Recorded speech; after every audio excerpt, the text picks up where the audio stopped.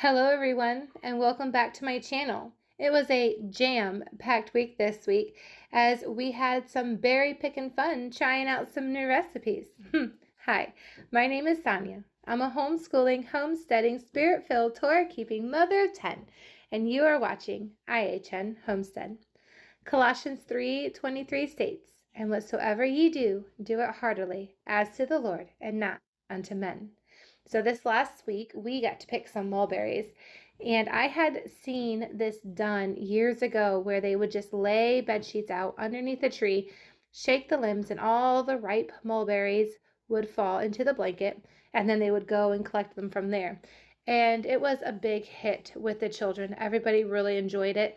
And it was actually really hard to keep the children out of the mulberries, as you could see.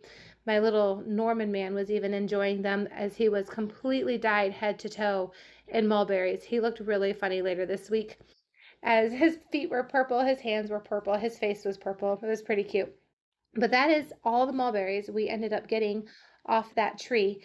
And we ended up making some lovely mulberry jam, and I will show you that later on in this video. But right now, you're just going to see all the kids still enjoying the little bit of mulberries that they could find and stuff their little bellies with. Rebecca is covered in mulberries, and Emily is covered in mulberries. Oh my goodness. And then Norman as well. And when we got them home, we just laid them out on a towel like this. We had put them in some strainers and we rinsed them off, washed them off. And now the kids are just going to go through them and get all the stems, leaves, dirt, anything out of them.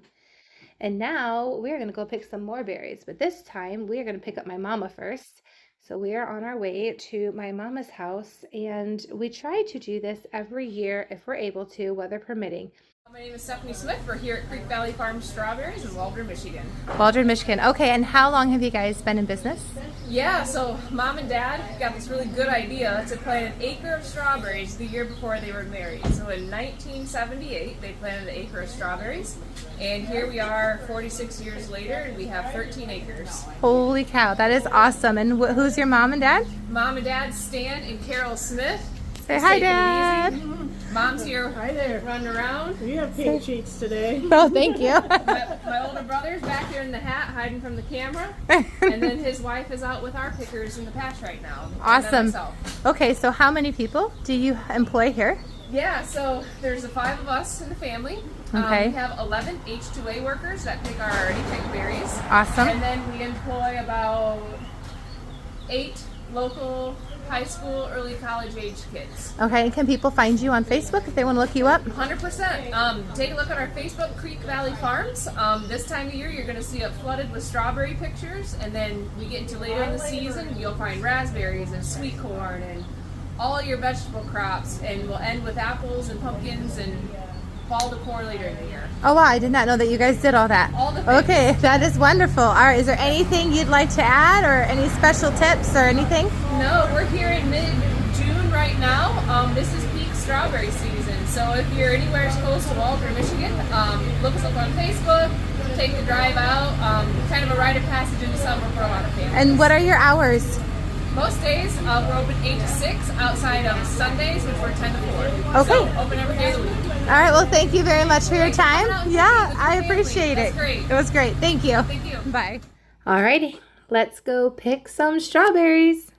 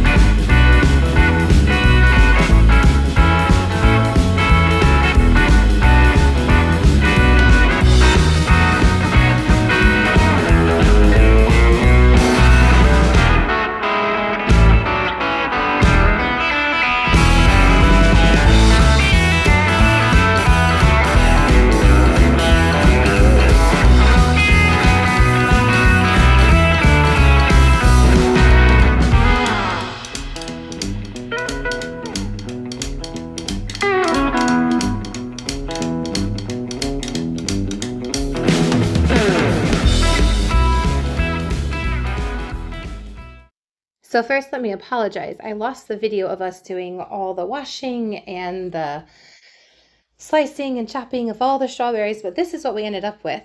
My whole counter was full of them. So I got started right away with the mulberries because we had picked the mulberries a day or two before that, and I didn't want them to go bad. I had them in a nice cool refrigerator, so that really helped to keep them. But what I like to do is I like to use Pomona's pectin.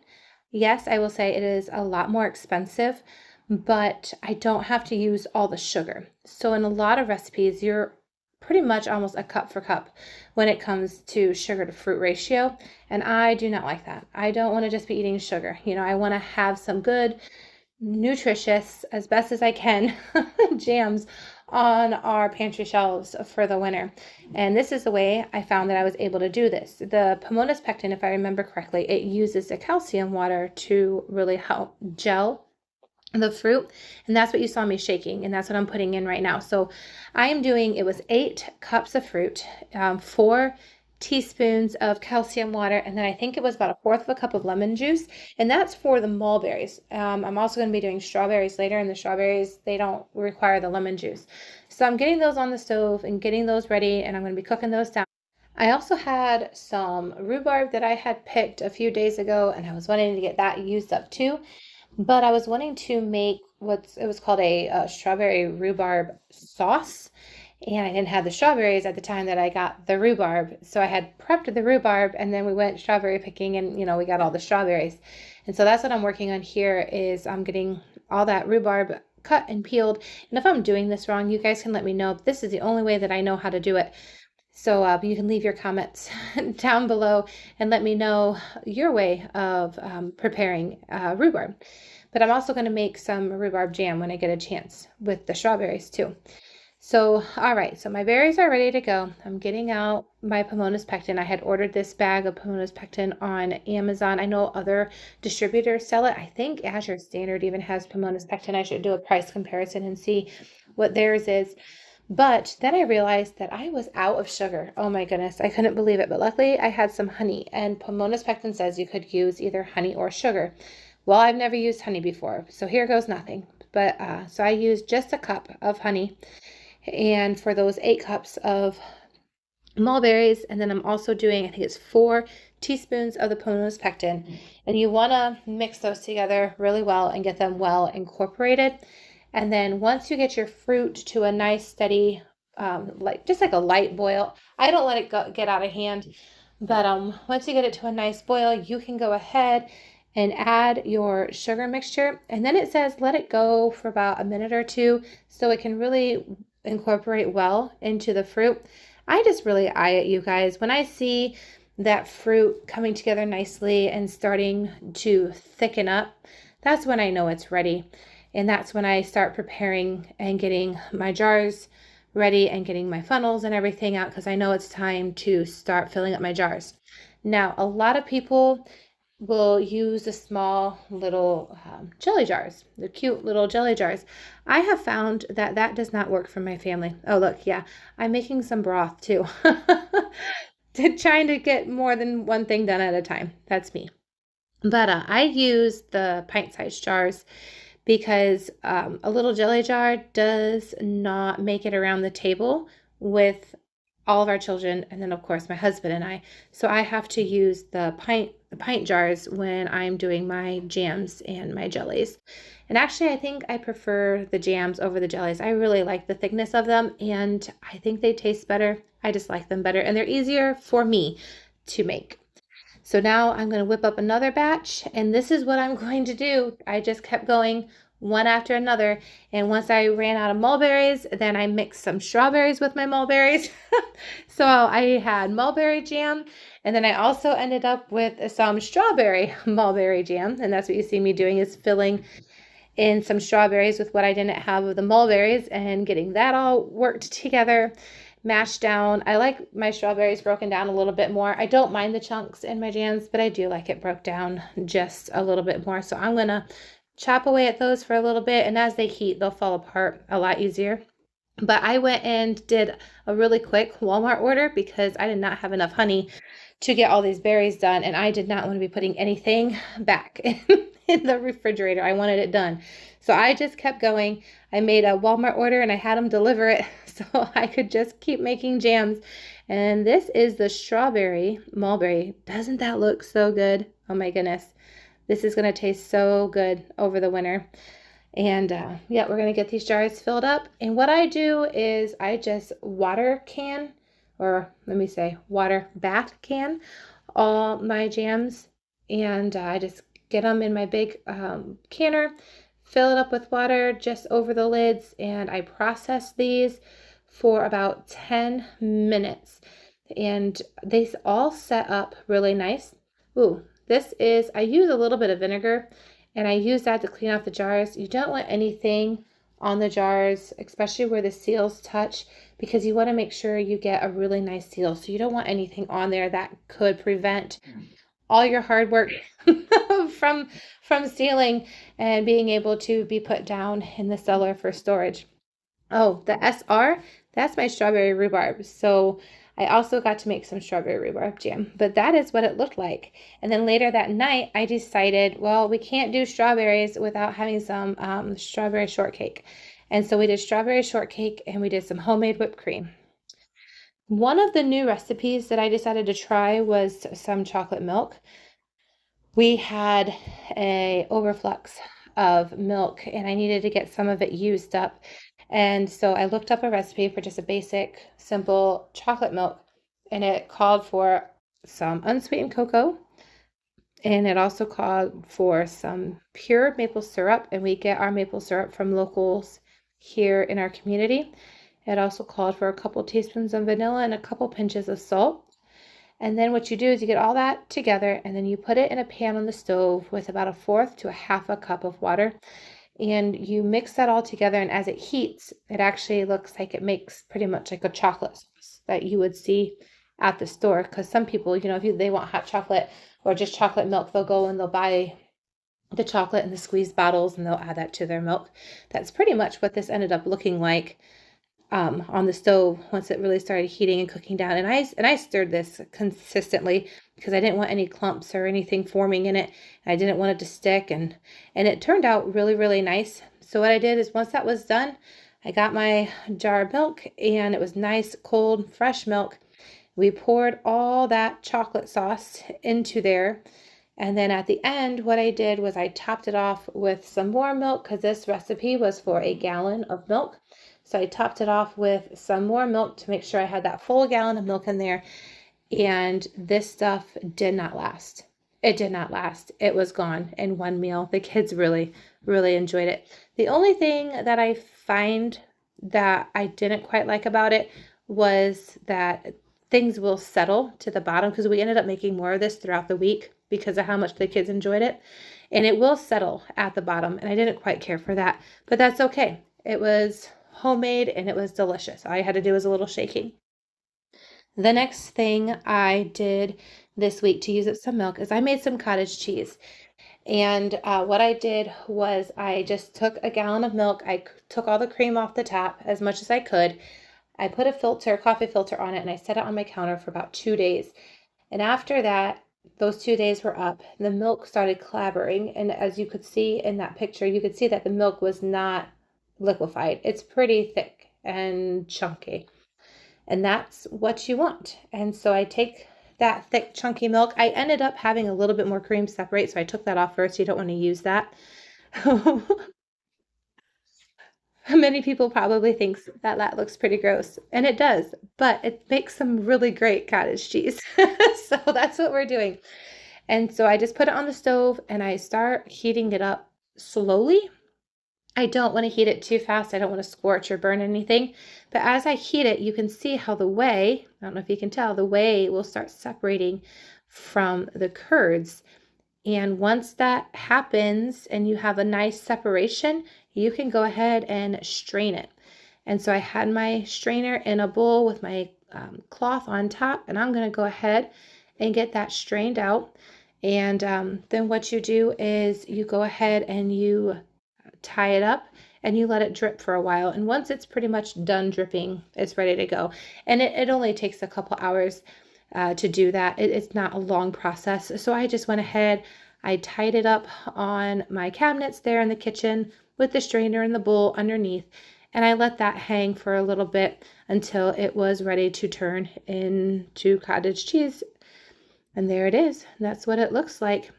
And then in the meantime, I got another jar started. And so that'll sit on my counter for another couple days, and then I will get that one going as well. And I was actually really surprised because I thought it turned out very, very good. Proverbs chapter 14, verse 1 states, "Every wise woman buildeth her house, but the foolish plucketh it down with her hands." So something that I did a couple weeks ago is we switched around some of the rooms, and one of the rooms that we switched around was my sewing room. I was wanting it to be more easily accessible, and I was wanting to switch out the rooms that the girls were sleeping in just to give them a little bit of their own space. And there was just a bunch of things going on in the house that week, and so we were really trying to make things work. I'm really trying to build my house in such a way that it doesn't just work for me, but it works and blesses everyone. And on this day, we were actually supposed to be at the flea market, but it was kind of an iffy day when it came to the rain. We had storms the night before, and I just felt some anxiety actually in my spirit, and I really felt like the Lord was just wanting us to stay home. So we did, and I ended up sewing with Mary. She did all the work for the most part herself because she's really wanting to learn how to sew. We had a couple pieces that she was wanting to turn into skirts, and so that is what she worked on. The first one was actually the bottom of a dress that a friend of ours gave us. She turned that into a skirt. And this one was the bottom of a dress that I had made for my eldest daughter when she was younger. And now here Mary is wearing it as a skirt, and she did a phenomenal job, and we had a really nice time together. And we did that all the while that cottage cheese was hanging. And so we are going to find our way back to the kitchen, and we are going to get this cottage cheese finished. So what you do next is you want to skim some of the cream off the top of fresh jars of milk. So this is fresh cream right off the top, and you want to add some of that cream back in. And for those who like a sloppier cottage cheese, you want to add more cream. Now, when I was doing this, the cream and the cottage cheese mixed together, it did look pretty sloppy, but after a while, those curds will actually absorb some of the cream. So I would suggest that you add a little bit more than what you think you need, just so you can keep that creamy consistency. Then you add the cream, you add some salt, mix it all together, and there you go. You have some cottage cheese, and I was really happy because it turned out really, really good. Sometimes when I've made cottage cheeses in the past, they've had more of a bitter taste, so I was really happy that this one turned out. Now, here we are. These beds that I have in our driveway, I've been working on them over the years, planting different things in them, finding out that some things didn't work, some things never came up, some of the bulbs never worked or came up. But what I did this past week is I bought some lilies from a friend of mine at that flea market. And my son Peter and I are working together. And actually, everybody's out there with me, but he's being my main helper. And we are going to plant these lilies in here. And I was told that even with the little bit of shade that they're going to get, that they will still turn out pretty nice. Because eventually, when I pull into my yard, I want to see a ton of flowers. That is my goal. I just want to see beautiful flowers, and I already have tons of the greenery with all the trees and stuff, but I want to see some color. I want to have some pops of color. So I've got some lilies in here, and that is what we're working on this evening. The weather was just beautiful. It was just beautiful. Oh, yep. That's our cheering section. Watching us work. But I think I planted 6 altogether. I bought the 5 lilies, and I can't remember what this other one is. Maybe a tulip or something? I can't remember, guys. Isn't that terrible? But I guess I'll find out once it blooms. So we got these in the ground, and we had a really great time outside together, enjoying the weather, getting these in the ground. And now we're just going to have to wait and see what they look like. And there's my little Adaman. He hauled out a bucket of water so that we could get all these watered, and he's going to go around and he's going to get everything watered for Mommy. And he did a really, really good job.